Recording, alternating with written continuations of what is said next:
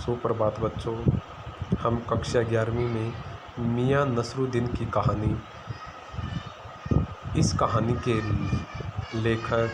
लेखिका कृष्णा सोमती है। उन्होंने इस कहानी में समाज में उस्ताद यानी कि जो सिखाने वाला है, उसने जो शिक्षा अपने शिष्य को दी है उसका वर्णन किया है।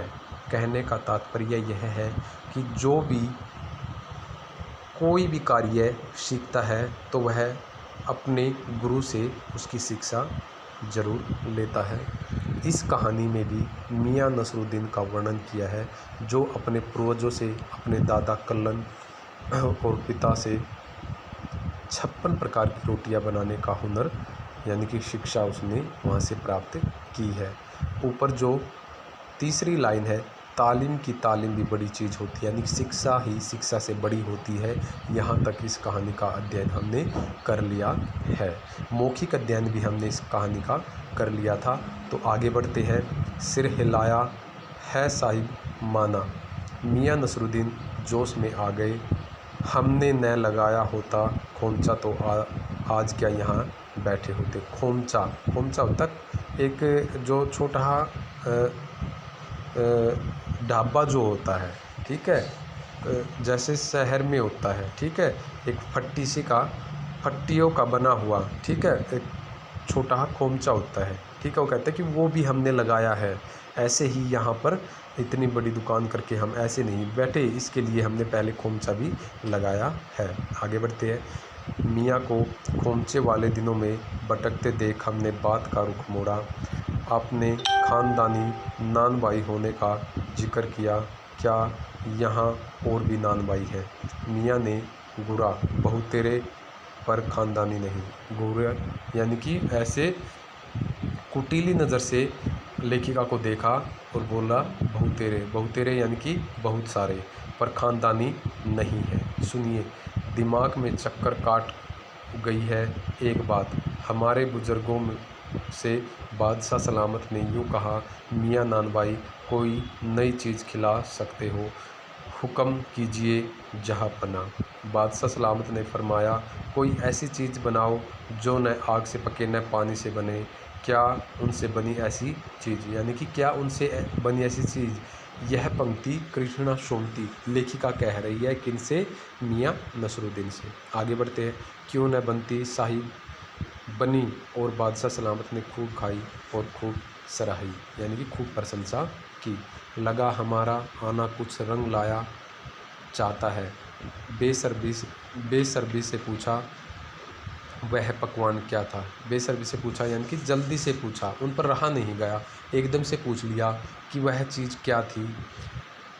कोई ख़ास सी चीज़ होगी। मियाँ कुछ देर सोच में खोए रहे।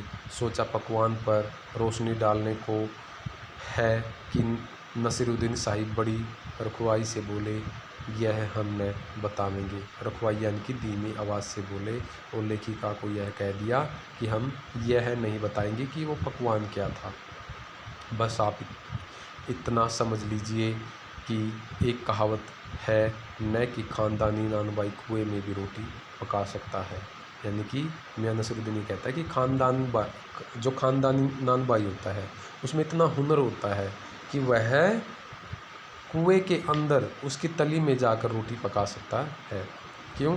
क्योंकि बेटे कुआं जो होता है वो गहरा होता है और जितने भी नीचे हम जाएंगे वहाँ पर ऑक्सीजन नहीं होती और वहाँ पर आग है नहीं जलती, ठीक है, अग्नि नहीं जलती। इसलिए वो कहता है कि मेरे में ये हुनर है कि मैं नीचे कुएं में जाकर भी रोटी पका सकता हूँ। आगे बढ़ते हैं। कहावत जब भी गढ़ी गई हो, हमारे बुजुर्गों के कर्तव्य पर ही पूरी उतरती है। मज़ा लेने के लिए टोका। कहावत यह सच्ची भी है कि मियाँ ने तरेरा और क्या झूठी है। आप ही बताइए, रोटी पकाने में झूठ का क्या काम? झूठ से रोटी पकेगी? क्या पकती देखी है कभी रोटी जनाब पकती है? आँच से समझी। सिर हिलाया पड़ा, ठीक फरमाते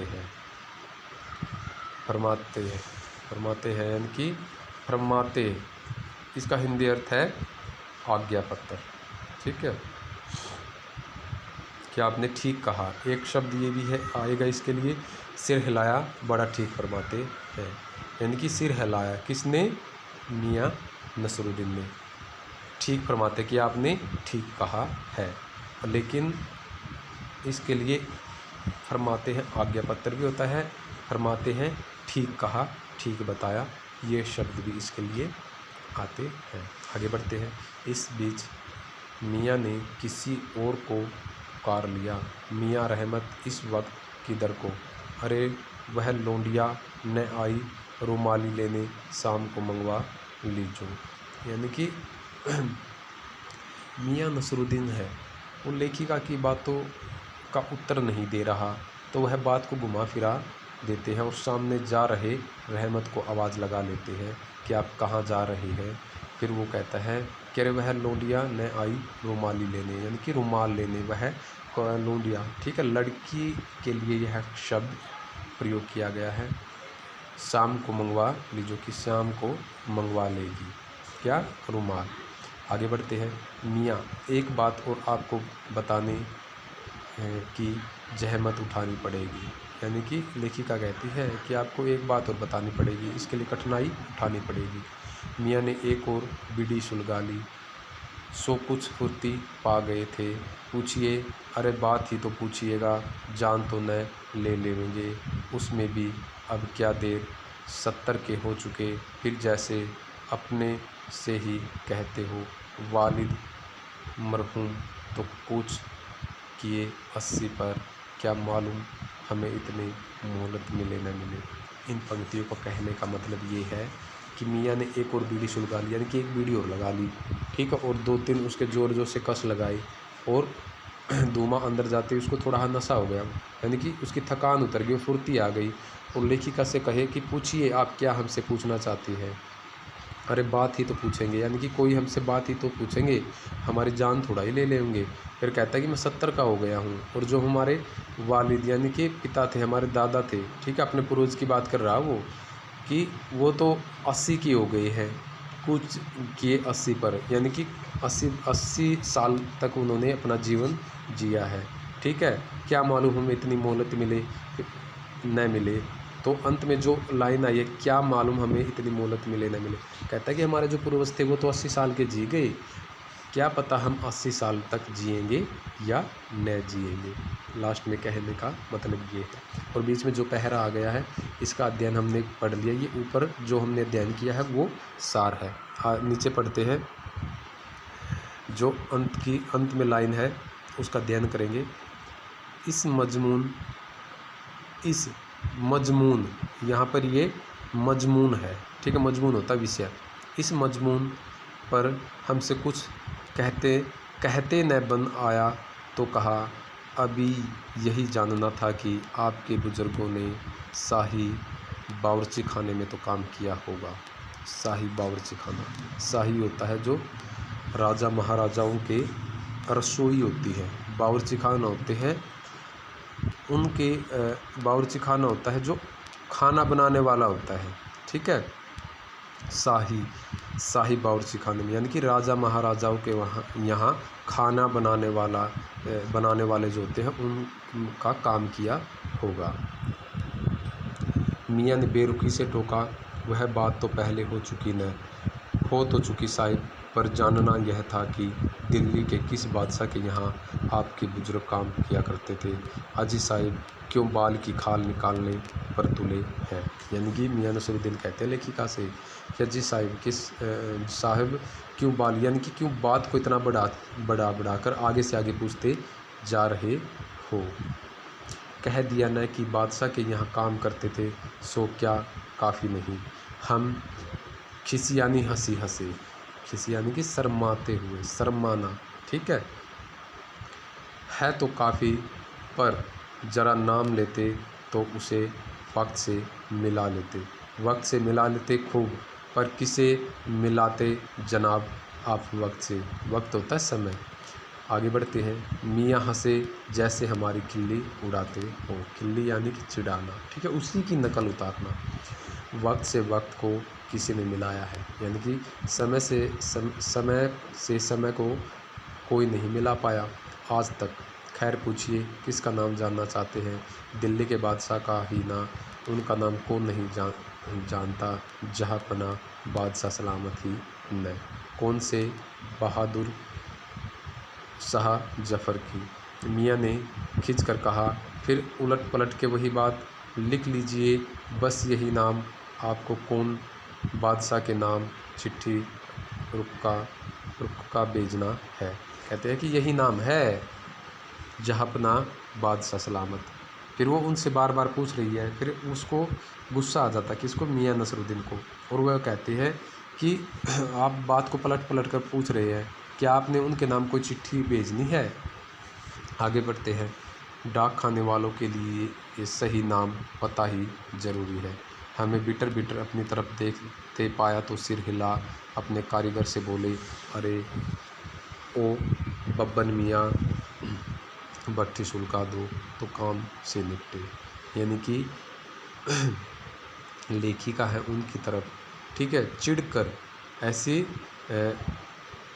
कुटीली आंखों से, एक आंख देख कर ये लगता है कि गुस्सा है इनको, ठीक है। वो गुस्से भरी आंखों से देखती है किसको? मियाँ नसरुद्दीन को।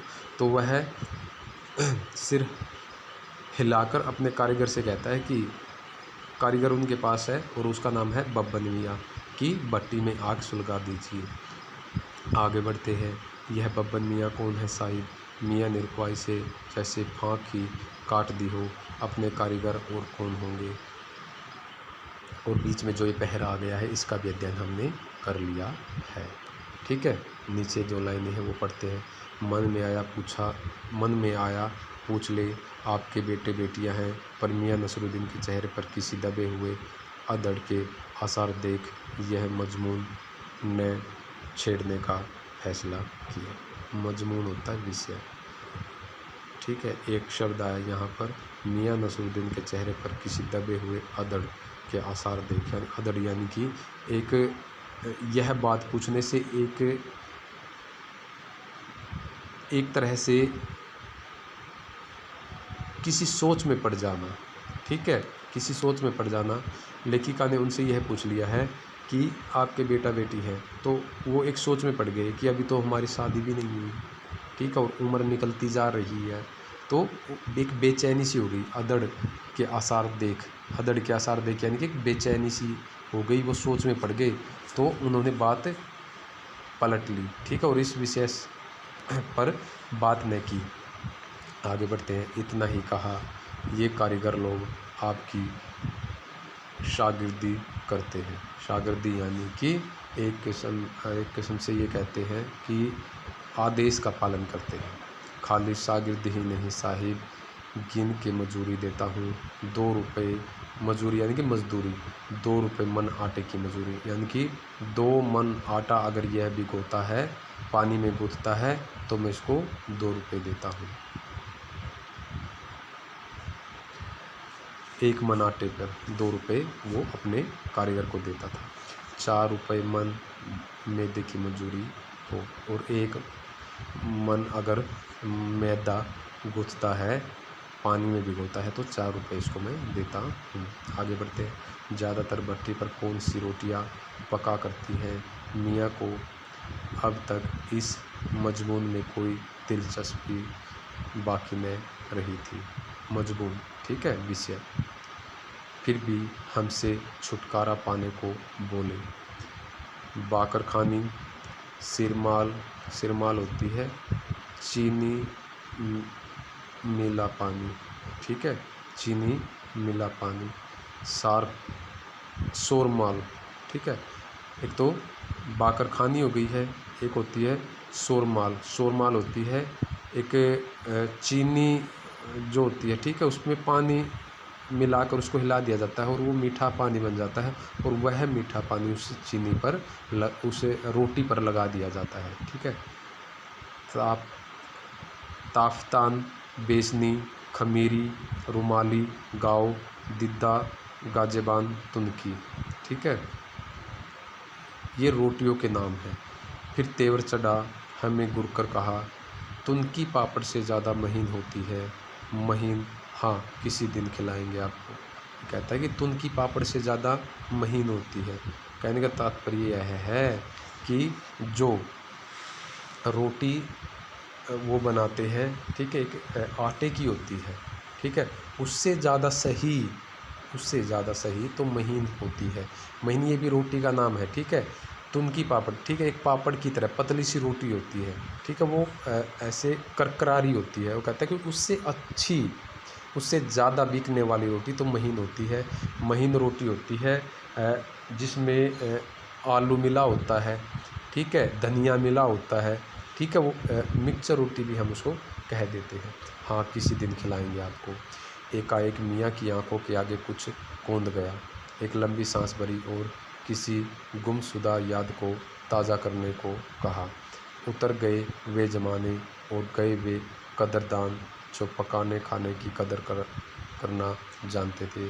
मियाँ अब क्या रखा है, निकाली तंदूर से निकली और हज। कहने का तात्पर्य यह है कि पहले जो रोटी बनाने वाला होता था, ठीक है, वो उसका अगर रोटी अच्छी बन जाती थी तो उसकी रोटी की बड़ाई करने वाले बहुत होते थे और उसकी कदर की जाती थी, उसके खाने की कदर की जाती थी। लेकिन अब क्या है, अब तो वो ज़माना चला गया। अब तो निकली तंदूर से, यानी कि तंदूर से रोटी निकलती है और हजम हो जाती है। कहने का मतलब ये है कि अब तो तंदूरी रोटी का गुणगान किया जाता है, उसको बनाने वाला जो है उसका गुणगान नहीं किया जाता। और यहाँ पर हमारी कहानी का अध्ययन समाप्त होता है। इसके प्रश्न उत्तर सभी विद्यार्थियों तक पहुँचा दिए जाएंगे। आज के लिए इतना ही। धन्यवाद।